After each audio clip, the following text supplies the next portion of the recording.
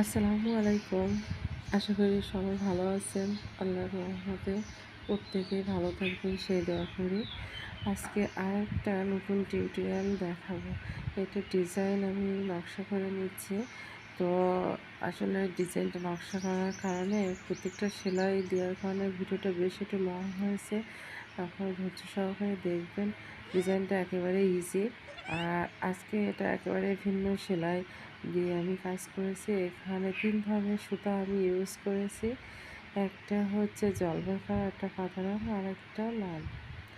তো সেলাইগুলো সবই পরিচিত, শুধু সেলাইয়ের আঙ্গিকে অন্যরকম করে উঠিয়ে দিয়েছি, যার কারণে মনে হয়েছে একদমই ভিন্ন।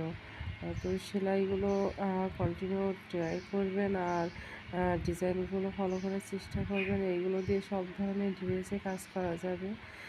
ফুল যেমন হোক, সেটা যদি কেউ কামিজে করে তো আসলে কামিজে করা যাবে এমন না। আমি যেটা করেছি এটা দেখা যাচ্ছে সব ধরনের ডিজাইনের উপর করা যাবে।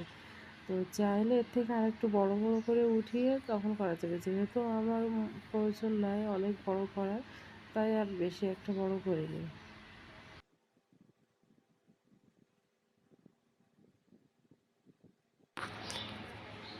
আসলে যে কোনো সৌন্দর্য নিজের উপর নির্ভর করে। মানুষ চাইলে সিম্পল একটা জিনিসে অসাধারণ ডিজাইন তৈরি করতে পারে। যাই হোক, আমি এখন ডাল ফোড় দিয়ে ডালগুলো সেলাই করছি। আর এইখানে সিদ্ধ জলপাই কালার ইউজ করছি। সুতো হচ্ছে লাচ্ছি সুতা বা সুন্দরী সুতা, একটা সুতো দিয়ে আমি কাজটা করব। আর অন্য পাতা আমি কিছু কিছু পাতা সবুজ আর অন্য ডিজাইনের সেলাই করব। এখানে আমি বোতাম সেলাইটা দিয়ে পাতা ভরাট করছি। তারই পরে যেটা সেলাই করবে সেটা হচ্ছে উল্টো সেলাই। উল্টো সেলাই দিয়ে আমি পাতা ভরাট করবো। ৩ ধরনের সিস্টেমে আমি পাতাটা সেলাই করেছি। ৩ রকম পাতা হবে। আর এরকম করার কারণে কিন্তু বেশ ভালো দেখায়। একবারে প্যাটার্নে না দিয়ে একটু ভিন্ন ভিন্ন প্যাটার্নে করলে সুন্দর দেখা যায়। এখানে আমি ডাল ফল দিয়ে পরে আমি এই বোতাম সেলাই হয়ে যাওয়ার পরে এখন উল্টো সেলাই দিয়ে পাতাটা ভরাট করব। তারই পরে খেজুর পাতা দিয়ে আর ভিন্ন আরেকটা পাতা সেলাই করব।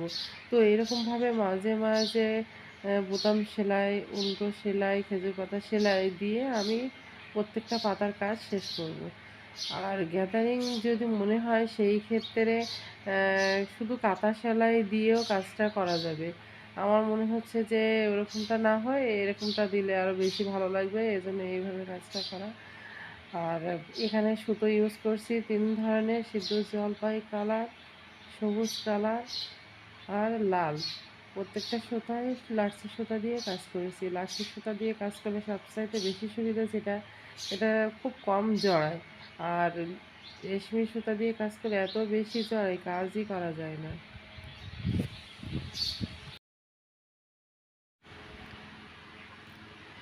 ২ কালার ইউজ করলে আমি এখানে চাইলে একটা সুতার ভিতর ২ কালার ইউজ করতে পারতাম, সেটা না করে আমি সম্পূর্ণ এক একটা কালার ইউজ করেছি। পুরো পাতাটা এক একটা কালার দেখা যাবে, সেজন্য আমি এটা দিয়েছি। আর বোতাম সেলাইটা দিয়ে আসলে ফুল পাতা তৈরি করার পরে কেউ যদি না বলে যে এটা বোতাম সেলাই, তা হঠাৎ করে কেউ বুঝতেই পারবে না যে এটা বোতাম সেলাই। কারণ বোতাম সেলাইয়ের প্রত্যেকটা সেলাই, শুধু বোতাম সেলাই না, প্রত্যেকটা সেলাই ভিন্ন ভিন্ন ডিজাইন মানে একই রকম সেলাই কিন্তু ভিন্ন ডিজাইন দিয়ে সেলাই করলে ওই এক একটা সেলাই এক একটা রূপ নেয়। সেলাই একই হইলে কী হবে, শুধু ডিজাইনের ভিন্নতার কারণে মনে হবে যে আলাদা কোনো একটা নতুন সেলাই মনে হয় করতেছি, সেটার কারণে এরকম মনে হচ্ছে। আসলেও কিন্তু এরকম না। তো দেখেন এইখানে আমি বোতাম সেলাই দিয়ে এই ফুলটা ভরাট করব। আর এই ফুলটা এরকমভাবে করলে অসাধারণ দেখায়। চেন সেলাই কিংবা বোতাম সেলাই দিয়ে এরকম ফাঁকা ফাঁকা যদি করা যায় অনেক ভালো লাগে। সব সময় একেবারে ফুল ভরাট না করে একটু ফাঁকা ফাঁকা রাখলে সেটা আরেকটা অন্যরকম ডিজাইন হয়। এইখানে বোতাম সেলাইটা দিয়ে আমি সম্পূর্ণ কাজটা শেষ করব। ফুলের রাউন্ডটা যখন ঘোরা হয়ে যাবে নিচের অংশ, তখন আমি ডাল ফড় দিয়ে নিচের পাটটা শেষ করব। এখানে যেহেতু সাইডটা অবশ্যই বোতাম সেলাই যাবে, আর নিচের এই যে ফাঁকা অংশ, এখানে যদি কেউ ফাঁকা এভাবে রেখে দেয় খুবই বাজে দেখা যাবে। ভরাটের জন্য অবশ্যই এখানে উল্টো সেলাই কিংবা ডাল ফোড় দেওয়া যেতে পারে। আমি যেহেতু ডাল ফোড় দিয়েছি সেহেতু আরও বেশি ভালো দেখা যাবে, ওইটার সাথে মিশে যায়। ওই ডিজাইনের সঙ্গে মনে হবে যে আরেকটা কোনো মানে একই রকম ডিজাইন করা, আরেকটা ভিন্ন কোনো ডিজাইন করা না। তো এখানে যদি ডাল ফোড় দেওয়া হয় তো বেশি ভালো লাগবে। তো ভালো লাগার জন্য আমি ডাল ফোড় দিয়েছি। তবে এই একই বোতাম সেলাই দিয়ে ছোট নিচে ২টা যখন আমি কাজ করেছি, ছোট যখন এই ২টা কাজ করেছি তখন কিন্তু ফুলের গোড়াটা এক জায়গায় ছিল। একই জায়গা থেকে ঘুরিয়ে আমি বোতাম সেলাই কাজটা সম্পূর্ণভাবে শেষ করেছি। আর বড় ২টা যেহেতু ওটা একটু বেশ বড়, গোড়াটা এক জায়গায় রাখা যেত, সেই ক্ষেত্রে একটু মানে খুব গ্যাদারিং মনে হতো। সেক্ষেত্রে ছড়িয়ে দিয়ে আমি পরে ডাল ফোড় দিয়ে ওইটা অ্যাড করে দিয়ে ওভাবে সুন্দর করে আকৃতি দিয়েছি। কিন্তু ছোট যখন হবে তখন অবশ্যই গোড়া এক জায়গায় থাকবে, এক জায়গা থেকে ঘুরিয়ে ঘুরিয়ে পুরো রাউন্ড শেষ করা লাগবে, তাহলে ফুলটা বেশি ভালো দেখাবে। বড়োর ক্ষেত্রে একটু আলাদা হবে, ছোটোর ক্ষেত্রে আর একটু আলাদা হবে। তো এরকমভাবে একটু বুদ্ধি করে যদি কাজ করা যায়, এই ডিজাইনগুলো অনেক অসাধারণ হয়।